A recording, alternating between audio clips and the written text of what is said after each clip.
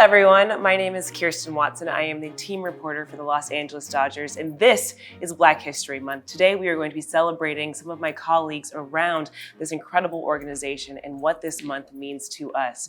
So first up next to me, we have the Vice President of Diversity, Equity, and Inclusion, Courtney Moore. Courtney, please go ahead and intro yourself. Tell us a little bit about yourself and just how you got into this organization and this space. Great, thank you. It's so wonderful to be here. I just hit my 1-year anniversary with the Dodgers, I'm happy to say, and it has been an exciting thrill ride for those last 12 months. I joined the Dodgers being in the diversity, equity, inclusion space for over 15 years. But interesting enough, I had started off my career in sports with the White Sox in Chicago. And from there, took a lot of different paths, including law school, being involved in different fields, including financial services, law firms, aerospace. And when I found out about the position of the Dodgers, I was very fortunate to have a couple of friends who were already with the team and some who were alumni of the organization, and learned a lot of information about the role, about the organization, about the ownership, about the business, and knew that it's certainly a role that I would want to take and to work with such a fantastic organization.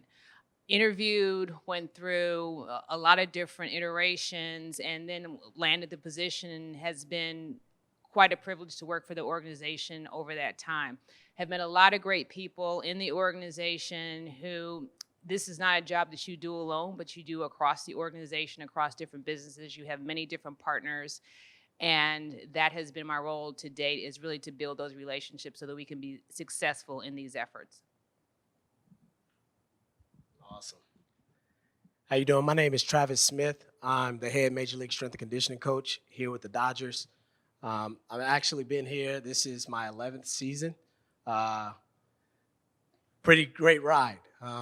Coming over here, I actually spent 1 year with the Marlins.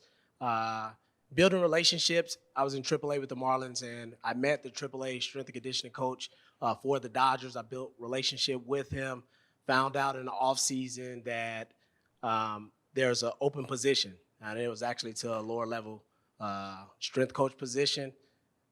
Got an interview, got the job. I was willing to leave the Marlins for a lower level position just because the pay and having a full-time job. And so I've been over here with the Dodgers now. It's been a great experience. I started out in AA, moved up to AAA, and then got a promotion 6 years ago with the Dodgers. Been at the major league level now for 6 years, and it's been a blast just being able to meet new people and have a huge impact on the players. I get to work with them daily, working on nutrition, recovery, and performance. It's been an awesome opportunity. And also getting to work with this lovely group of people here with me. Thank you. My name is Ashley Gelbreth. I'm the Senior Director of Membership Services here with the Los Angeles Dodgers. I got to where I am today. Growing up, I was an athlete my entire life: basketball, track and field, cheerleading, soccer. I went to Ohio State, and I was a track and field athlete there. After I graduated, I asked myself, what do I want to do for a career? And the only thing that I could truly see myself being passionate about was working in sports. I started my career in the NBA, then moved to MLS before I moved over here to the Dodgers with the MLB. So lots of different teams, lots of different sports, but all of those things kind of directed my career path to where I'm at here today. So. Yep, very nice. Thank you for having us here today. My name is Jordan Wiley. I'm an account executive on our premium sales team. I'm going into my 3rd season with the Dodgers.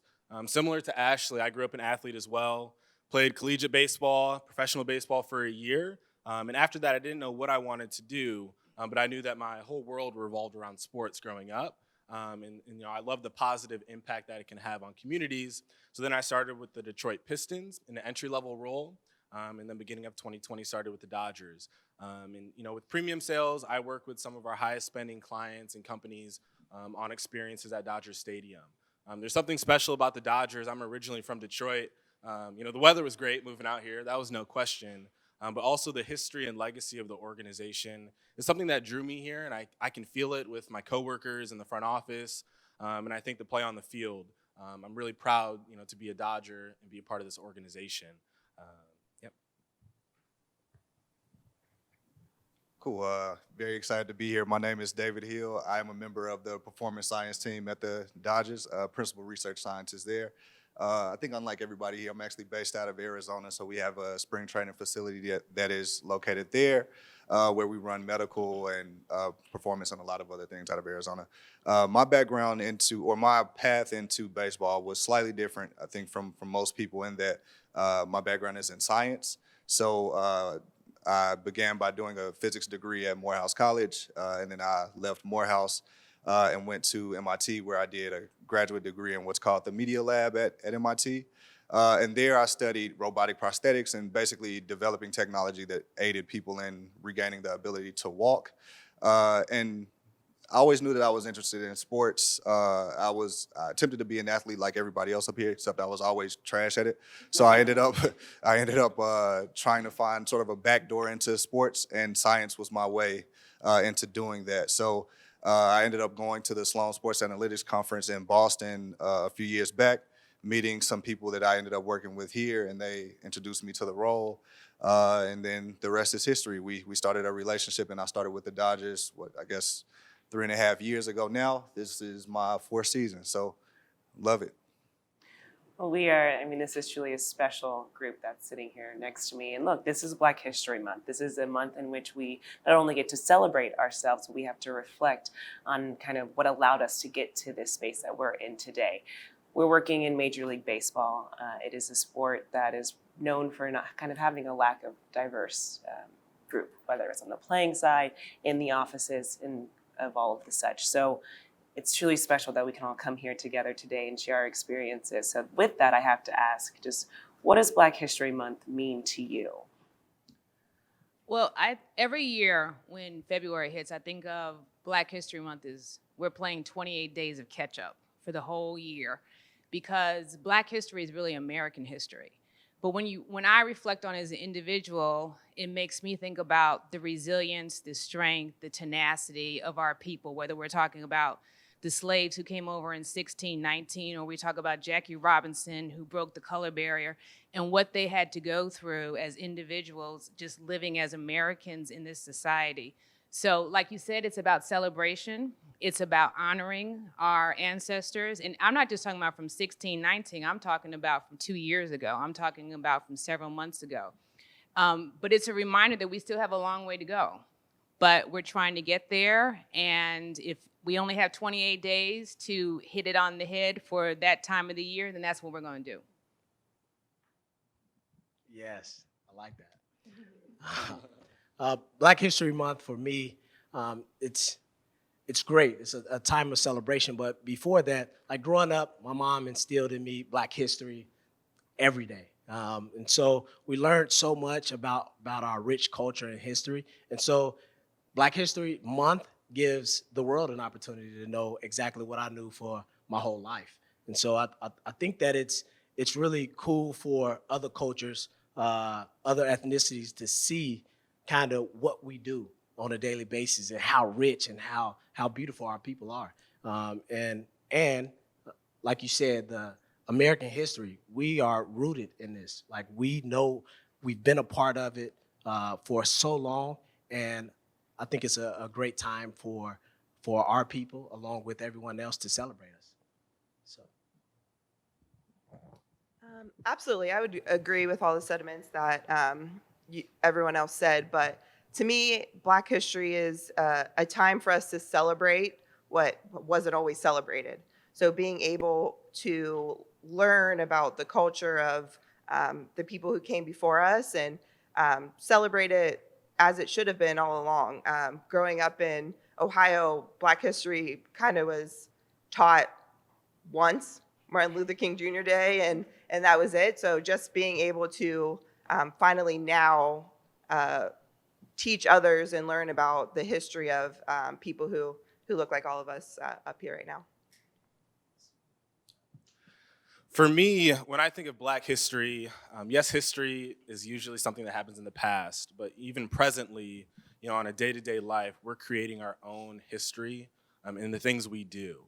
Black history, yes, we know those who have had great discoveries and impacts in our society, like Jackie Robinson and Martin Luther King. But Black history can even happen on the smallest level. Like Travis mentioned, his mom taught him Black history every day. My mom was an educator and instilled that in me. When I think of present day, what are we doing right now to create our own Black history? 50 years from now, 100 years from now, what have we done to contribute, to the positive growth and successes of not only the Black community, but the sports community, in the nation?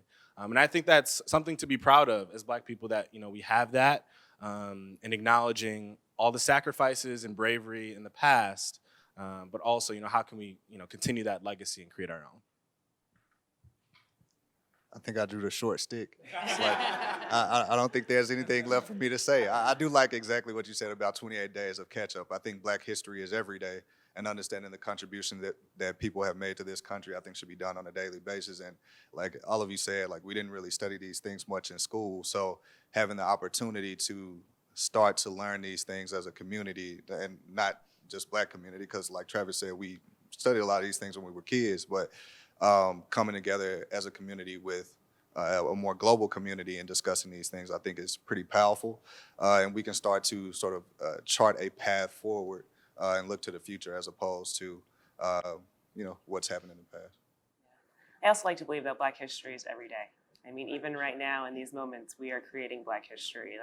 I look at kind of just the space that I'm in as a team reporter for a Major League Baseball team. I am one of, if not the only one, the team reporter who looks like me. And so to know that there are now young girls and even young boys who can connect with me and realize that, wow, like I can have that job one day. It's something that we're all in. All of us are a representation of so many people. And so when they see us and when they see this video, they can know that we represent different sectors of what it means to work in baseball, what it means to work for the Dodgers. And so that in itself is Black history, and that should be celebrated as well. So with that, I want to now ask to get into, there's always that question. What's one piece of advice that you would give to someone who's looking to kind of be in your spot one day? What would you say? Well, I'm going to give you a bonus. I'm going to give you two.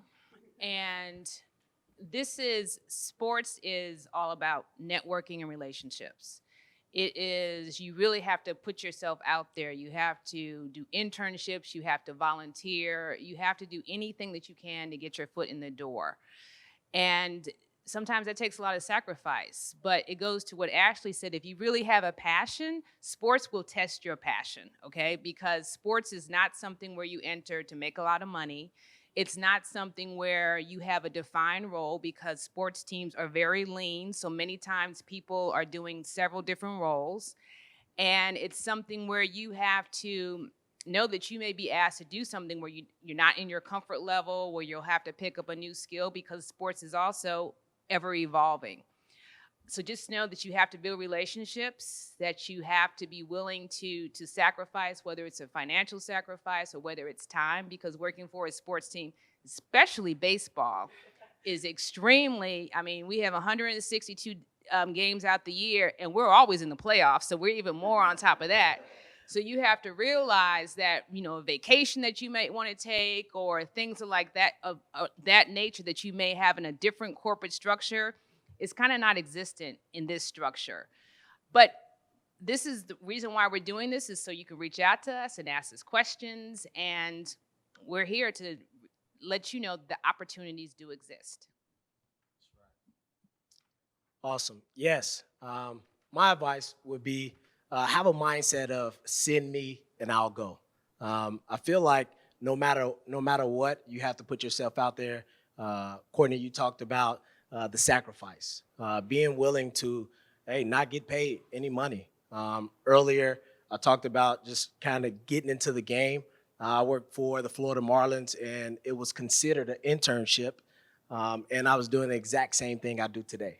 And so knowing that I put myself out there, probably making pennies, I wasn't full-time, I didn't have any benefits, but I had a passion to impact players through performance, through strength and conditioning, and that's what I wanted to do.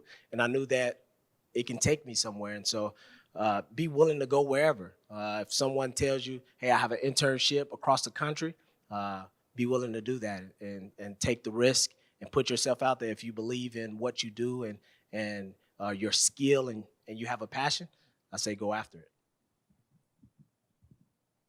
I would say my piece of advice, especially being in sales and service, is it's not always going to be the shiny or the cool thing to do, but you're going to get rewarded after it. I would say, especially for athletes, like being competitive, working in sales and service, that's what it is. You're competing every single day. But the biggest piece of advice that I would give is to network. We're always hiring. We're always looking for people to bring on board and to help us hit our goals. So network, don't be afraid to reach out to different individuals with different teams, as well as it might not be the job you're applying for, might not be your ideal career, but if you get your foot in the door, you could make your place in an organization. And if you are doing everything correctly and you are making an impact with an organization, if they want to keep you around, they're going to make a spot for you. They're going to open up positions. They're going to make sure that you're happy in your role and that you continue to grow. Yeah, those are very, very great points. Courtney alluded to this earlier, that sports is an industry where you don't work in a silo. Every department and individual is working together collectively. So I would say my biggest piece of advice is to make yourself as multifaceted as possible. You may not have the top tier internships, but maybe you're an athlete at your school. What can you do within your athletic department? Start a new club. Be ambitious to learn and be curious about those who are around you in whatever role you currently have, because that can give you skills that will take you to that next level once the opportunity presents itself. And never think that your path needs to be someone else's path. Like, always make your own way, and really be, I kind of said this word already, but ambitious in learning and pushing yourself to the highest limits, because you never know where that opportunity might take you.